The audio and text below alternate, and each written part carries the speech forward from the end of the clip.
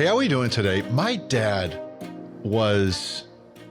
he didn't make many predictions in this world, but my gosh, he was frightfully accurate with them, especially with sports. I remember 1985, which was a great, tragic year for the Boston sports scene.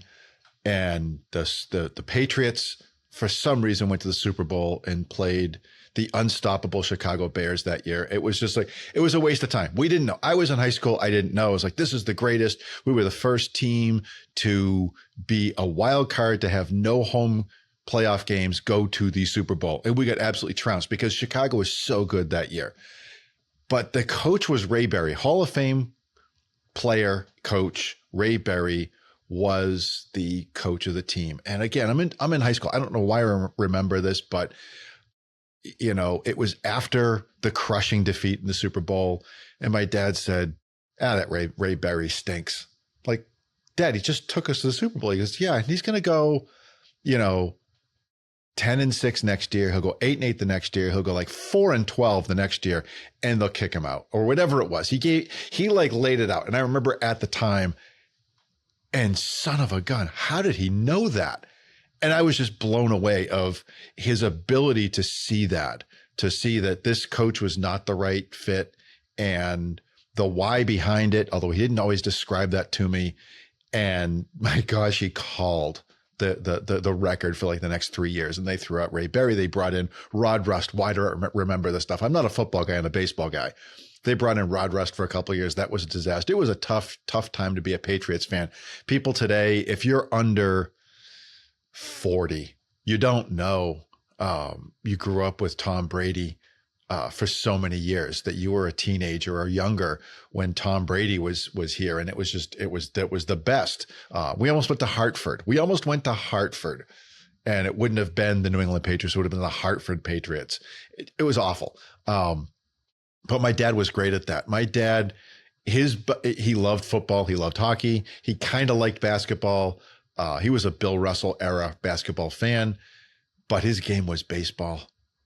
And I used to I think I know what's going on. And I like baseball because it's a little bit slower. I can keep an eye on it. I love watching baseball in person, seeing what's going on with the fielders, what people are thinking.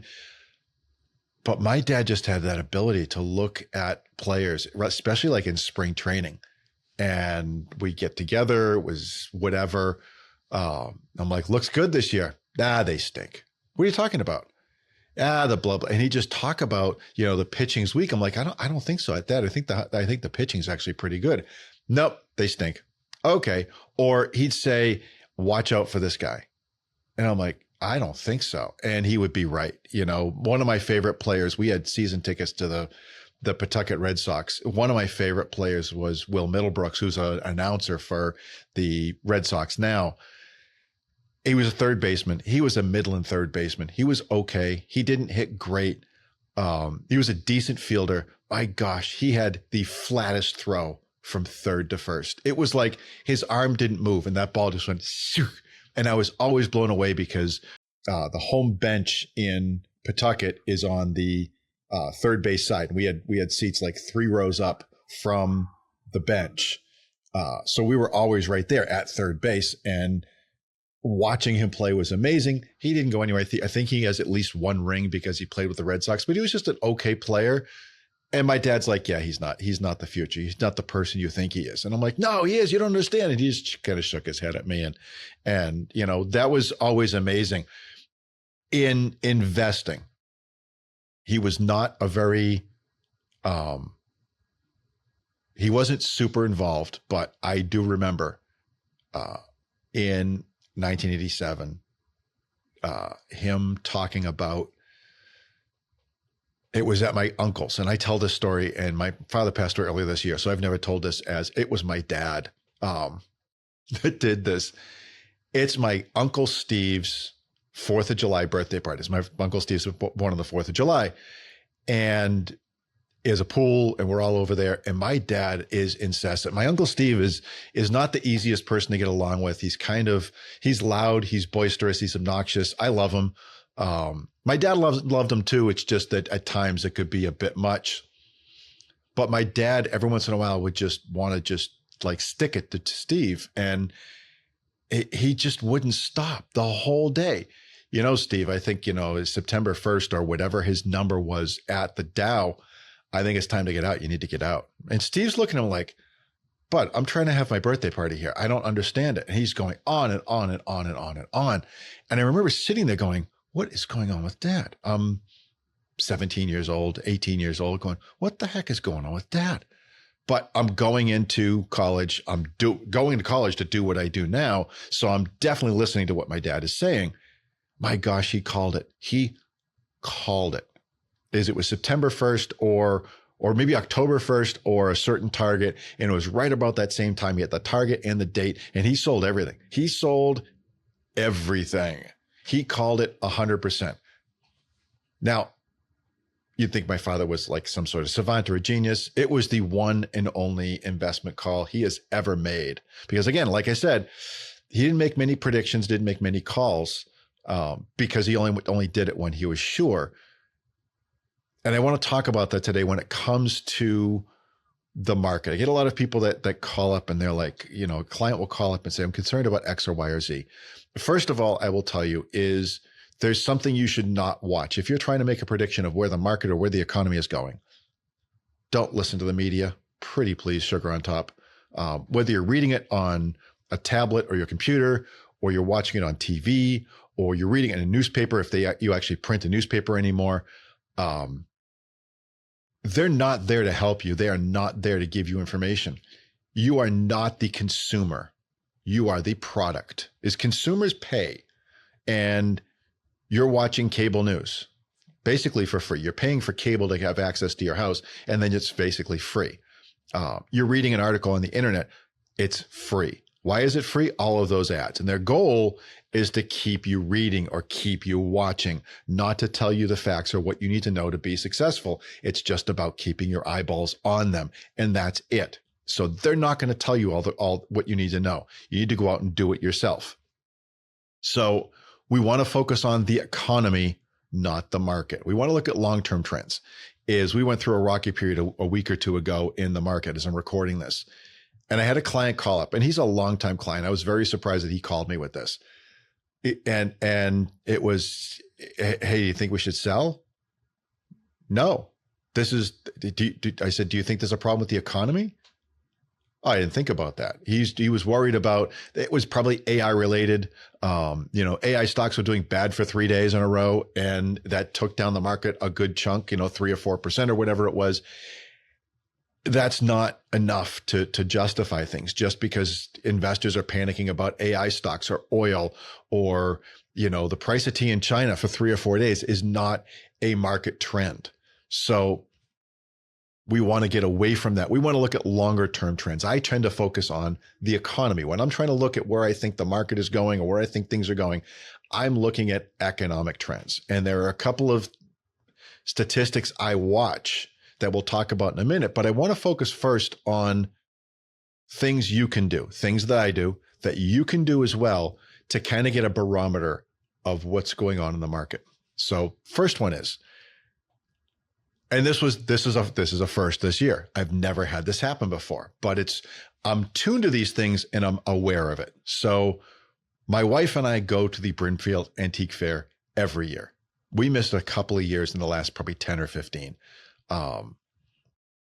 Is we drive up the first day of they hold it 3 times a year in May, in like July or August, and then September, October. We go the first day of the May show. It's a Tuesday. I take the day off from work. We hop in the car. We fly out to Brimfield, which is about an hour and 20 minutes away from our house. We spend about half a day there wandering through, looking at antiques. It's just, it is the largest antique get together in the world. And it's 6 days, 3 times a year.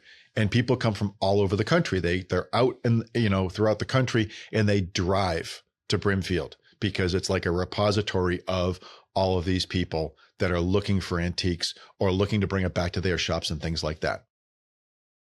And it's massive. It would take you 2 or 3 days just to walk the whole thing. Not even looking around, just walking it back and forth and back and forth and back and forth. It would probably take at least 2 days. We get maybe a sixth of the way through. We know what we like. We don't like to. We actually have started paying. There are some fields. They're in fields. It's in a field. There are some fields that you pay for. There are some fields that are free. We've gone to pay for a couple of them. They're okay. Some fields don't open until later in the week. Other fields close early. So it's not you can walk the whole thing in 1 or 2 days. It's actually over the course of a week. But anyways, we get up, get my son off to school, get in the car, race up to Brimfield and park the car. We have this parking spot that we have parked in the same spot for years. There's a liquor store right at the edge of downtown, and we park there. It's cheaper than parking anywhere else. It's on the correct side of the street for us to get out of there. Everybody parks on the opposite side. They take a right to get into parking. Now they got to take a left to get out. That doesn't make sense. Always take a left to get into parking. That way you're taking the right to get out. Anyways, it's telling me it's going to take longer to get there as I'm running the GPS. That makes sense. Like this doesn't compute.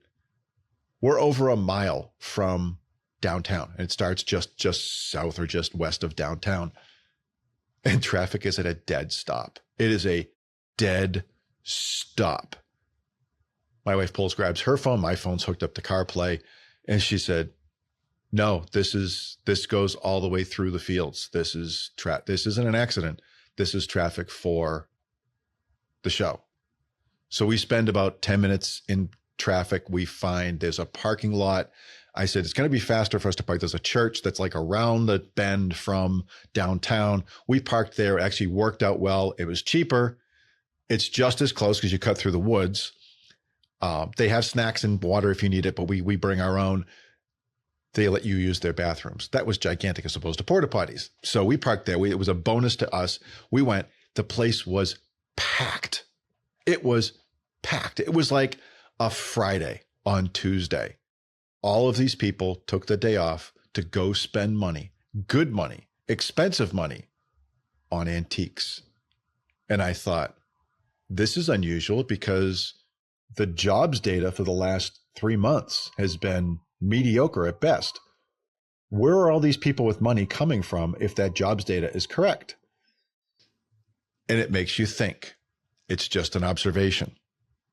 It turns out when we crossed into June, turns out that the jobs data got corrected and jobs data is actually better than they said it was. But that's an indicator of what's going on in the economy. Granted, it's local.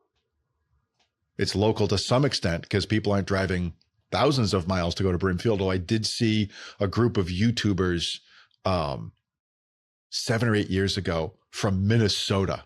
And it didn't dawn on me to who they were because the guy that does most of the content wasn't there. But it didn't dawn on me until like 10 minutes later. I'm like, oh my gosh, that's the so-and-so people. And then they were gone. They came from Minnesota. I was impressed. And a couple of the things I look at. If you go to Dunkin' Donuts or Starbucks, you can get a sense of what's going on. This is more for slowdowns. All of a sudden, you get through the drive-through line faster. They make your latte a bit faster. That's something to be aware of. Most times it's not because they got a lot better help. Most times it's because there's a lot less people going in, and that's a good indicator. Traffic patterns it's harder in more developed cities like, the Boston, greater Boston metro area, like LA, like New York, I guess these days, traffic's a disaster no matter what, even in bad times. But it can be an indicator of, traffic's getting worse. That means more people are traveling, means more people are hired. Traffic's getting better. That might mean a downturn. One I've watched for years. It's not a great indicator, but it's one I'm aware of because I drive a considerable amount, less so now than I used to, but I am like a magnet for bad drivers. I don't know what it is. I'm also a magnet you may have one of these magnets in your car as well. I have this magnet in my car and I can't find it. I can go to a parking lot, no matter where, and park away from everybody. And there are thousands of parking spots and I am all by my onesie and I'll go into that store or restaurant or whatever. I will come out and there'll be cars all around me and a sea of empty spaces around. And I don't get it. It's like, why? You could have parked anywhere. You had to park next to me. I parked here because nobody was here. Why are you parking next to me? But I have that magnet in my car. I have the idiot magnet in my car when I'm driving. My gosh, bad drivers just seek me out. I am the most offensive driver in the world, I think, because of that. One of the observations I've made over the last 20 or so years is when the economy is really, really good, you will get cut off by contractor trucks, box trucks, pickup trucks, more often than not, is they are the worst drivers. And when things are starting to go south, and definitely after they've been south for a while, you won't even find those people on the road. They'll be there, but they will be the best drivers in the world and they will stay away from you. And here's why, is in a downturn and just after a downturn, and business is slow. First of all, anybody that's just an also ran is when things are good, anybody can make money at drywall or flooring or general contractor or whatever. And when things get thin, those guys disappear. They just disappear. In addition, when a good contractor of whatever sort is downsizing, it is going to be either a very, very good employee or the owner driving that vehicle. And they know one thing better than the schlub they have driving it when things are really, really good. My name's on the door of this vehicle. And if I tick somebody off, that could be my next customer. And I might not get that customer, and I might not be eating next week. So I need to take care to drive as well as possible at all times. Now, when things are really good, they have Dave the Schlub driving, and Dave the Schlub doesn't care. And the owner doesn't really care that much because there's so much business coming in. If they tick somebody off, it's not a big deal. So keep an eye on that. If you do a lot of driving, you notice a lot of contractor vehicles that are driving erratically, things are good. If they're not, it may be an indicator that they've already pulled back. I know I'm in the middle of building a house right now, and my contractor said this year, things are a little quiet, at least in this region. At this time, things are quieting down just a little bit and need to be aware. There could be other factors in the Northeast in general. It's very expensive to build.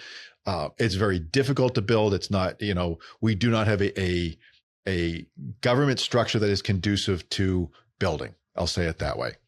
So that does deal into it. But that's something else you can look at.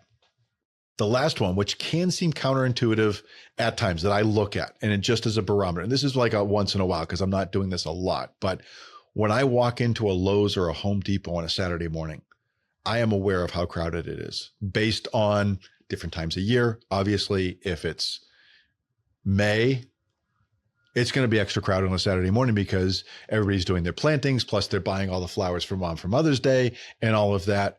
I get that. But in general, I'm watching. So if it's crowded at Home Depot and Lowe's on a Saturday, that's actually a bad indicator about the economy. You think, why is more sales bad?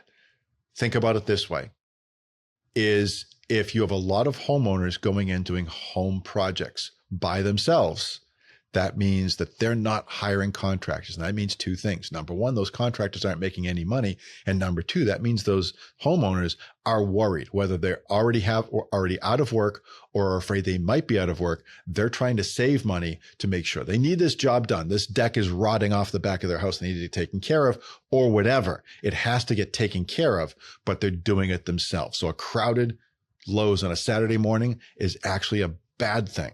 It actually can indicate that the economy is actually peaked. So those are kind of some of the things. I could probably think of a dozen more.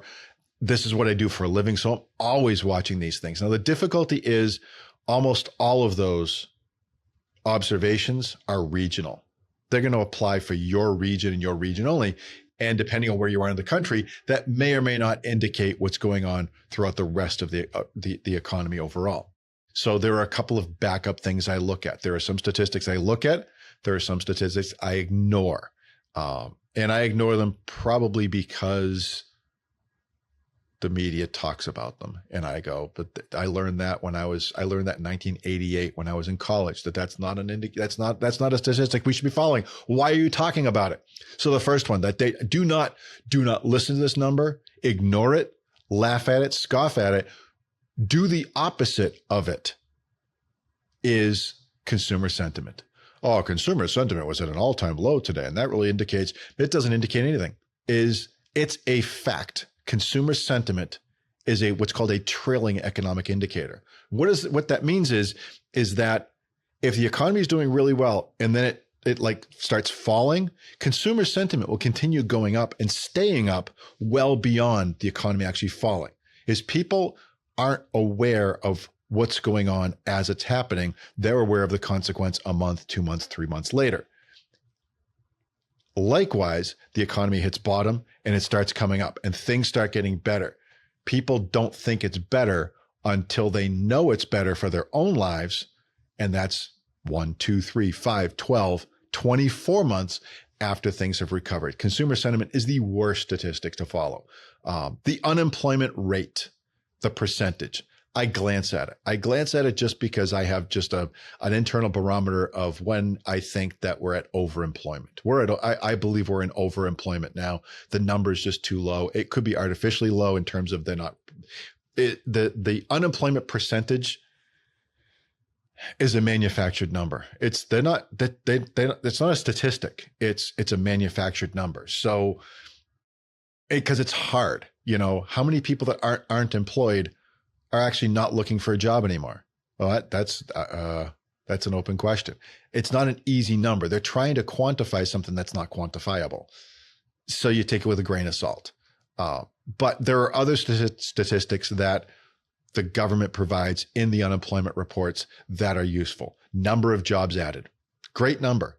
The downside to it is you've got to take a bit with a grain of salt, because anywhere from 2 to 7 days after the end of the month, they're telling you how many jobs they added last month. No way. There's no way. It's an estimate, and they should say so. Again, what does the media say? They say it as if it's fact. Why? Because they don't care about the accuracy of what they're reporting. They care about eyeballs on the screen, and that's it. So you get that number. You also get, if you go just jobs report, the day it comes out, which is usually the Friday after the month ends. Sometimes it's not, because it's the next Friday if it's too close, but the Friday after the month at 8:30, the Department of Labor releases, the Bureau of Labor Statistics releases that number, and you can go into Google and type jobs report, enter. About the fourth section down, the fourth option down, there'll be some sort of ad, there'll be a bunch of news reports, and then there'll be the actual report. And you can read the actual report. And it will say at the first paragraph, this is the unemployment rate, irrelevant. This is how many jobs were added or lost. That's a good number. Go all to the bottom of the main text of the report. In the last paragraph, they will tell you the corrections for the previous 2 months. That's the most important data, because now you're getting accurate data. So let's say the economy added 100,000 jobs, which is not that great.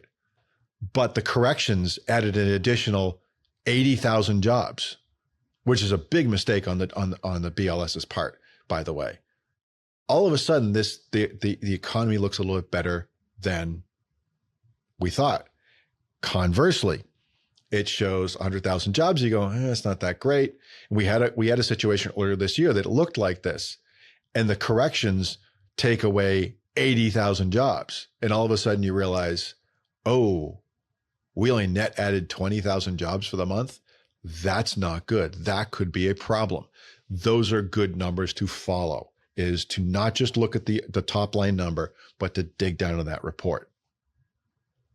The last number I look at personally is I look at the first time claims for unemployment. This is a number that's issued every Thursday, and it's a factual number. It's how many people applied for unemployment last week, which is a factual number. It's not an estimate. They know exactly how many people, because if you don't apply, you don't get it. So it's a number they can actually point to.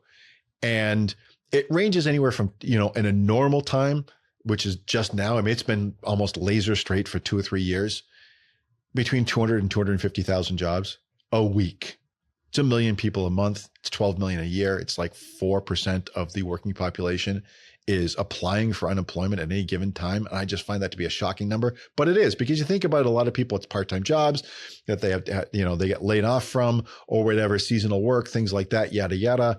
But looking at the unemployment claims on a week by week basis and watching that trend gives you a sense of, are we having an unemployment problem well before you're getting that data with the actual jobs report? So there are other statistics I watch, but if you start with just that, that will give you a good sense of what's going on in the economy. I have to caution you. Do not get enamored with your own brilliance. I think I'm as good as I am, and I say that in all humility, at what I do, because I'm not afraid to say, oh, I don't think I'm doing this right, or, oh, I think I made a mistake, or, oh, that might not be correct. I have watched countless people convinced of their own brilliance because they've hooked into one little thing, and all of the data that's screaming at them that one data point is irrelevant, they're ignoring to their detriment. I watched it in 2001. I watched it in 2008, but I watch it on a regular basis with people that think that they're very smart, that are not very smart. It's a Dunning-Kruger type thing, where they think they're smart, and the less smart you are, the more smart you think you are. The smarter you are, the less smart you actually think you are. You want to be careful. Don't rest on your laurels and say, I have it. I know where this is going. No, you don't. No, you don't. It's still just a guess. Nobody knows. I met with a gentleman once who was convinced that there was this internal cabal, and he just wanted in on the cabal to know where the market was going. And I said, there's no cabal. Yes, there is. He was convinced of it, that he just needed to be on the inside, as if somebody was going to put him on the inside with, he had a $500,000. It was a good amount of money, but not enough to be on the inside of that job. And he was convinced of that there was some sort of special thing that happens. There isn't. All of these, no matter if you're me or Jamie Dimon or some guy, some brilliant person on Wall Street, or just some little old lady in Davenport, Iowa, we're all just guessing. We're all just guessing. And we're trying to take the best guess. So lastly, what do you do with this? What do you do with this data? I mean, now you know what's going on with the economy. You have a good sense of it. You have a good feel. You're pretty confident in your prediction. Do you buy? Do you sell? Do you stand pat? That's the tough part. I will tell you what I do. I don't use any of this to make changes in the portfolio. I do this to anticipate where the market is going. And then I'll react at that point. I have found in 35 years of doing this that trying to guess where the market is going is a dangerous thing to do, is trying to predict it. I would rather wait for the market to make that move, but now I'm ready for the move. It's not coming as a surprise to me, and then react. So for instance, if the market goes up, and we have had through the first 2 weeks of June, a spectacular year in the stock market this year. Market's been up. Most people want to buy more. I'm looking to sell. Why? Because it's up. Let's sell when we're up. Conversely, and everybody knows this and nobody does it, market's down. Let's say the market's down 20%. Most people at best are just huddling together. A lot of people are selling, which is why the market is going down. I'm looking to buy. I am always looking to buy when the market goes down. If it's a portion of the market, a different certain sector, or if it's the market as a whole, my first thought is we need to buy. We're going to buy into a discount. So that's the way I look at it. It might be the way that works for you to look at it, but you need to decide with this data, what am I going to do? So that's what I have for today. If you're looking at all this and going, oh man, yeah, I get all that. I don't know if I want to do this. I'm getting close to retirement, or I'm in retirement. I don't want to have to make these guesses, and you need to talk to somebody. Feel free, reach out, get in touch with us. You can jump down in the show notes. Let's just have a conversation. We have some resources that we have available if you need some resources, or if you want to talk about, should we be kind of walking with you with this? That's something we can do. That's what we do on a daily basis. If you have other questions, again, jump down to the show notes. We're always happy to help on your investment issues or any other issue. We'd like to just, help as many people as possible. You can get in touch with us with the show notes through our website or through social media. You can also email me directly at dennis@successfulmoney.com. Always happy to answer it. And that goes directly to me, so that if you have questions, I can get to them as soon as possible. So that's what we have for this week. Stay safe out there. Thank you for listening to our podcast. Remember, the views expressed are not necessarily those of Successful Money Strategies. All content is for educational purposes only and should not be construed as an endorsement of any third party or their views, or as a solicitation or offer to sell securities or provide investment, tax, legal, or consulting services. We believe the information presented to be reliable, but it is not guaranteed for accuracy or completeness. Investing involves risk, including the potential loss of principal. Hypothetical returns do not reflect actual trading and may not be indicative of the performance of any specific investment. Always consult with a qualified financial advisor before making any investment decisions. Past performance is not a guarantee of future results. Additional information, including management fees and expenses, is provided on our Form ADV Part 2, available upon request, or at the SEC's Investment Advisor Public Disclosure website, https://advisorinfo.sec.gov.